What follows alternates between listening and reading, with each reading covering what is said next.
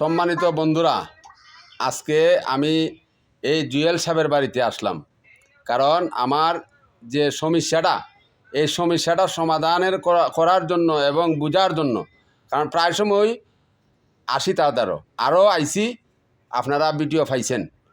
এখন আসছি, আবার একটা সমস্যা হয়েছে। এই সমস্যাটা আসার কারণে আমার জুয়েল বাবাজি ওনার দ্বারা আসছি।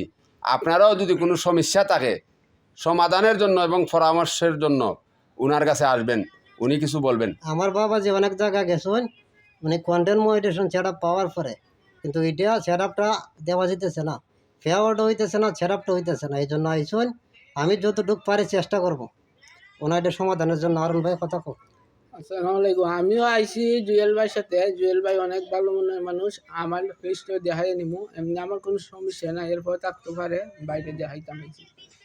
সবাই ভালো থাকবেন, আসসালামু আলাইকুম। কথা হলো, উনি যে যে রোগের ওষুধ দিতে পারে এই রোগের ডাক্তারের দ্বারাই যাওয়া লাগে।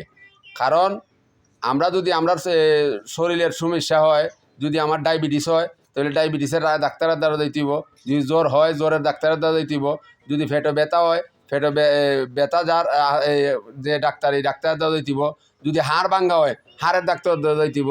এই হলো বিধান। কথাটা হলো আমরা মান্যা চলতে হইব।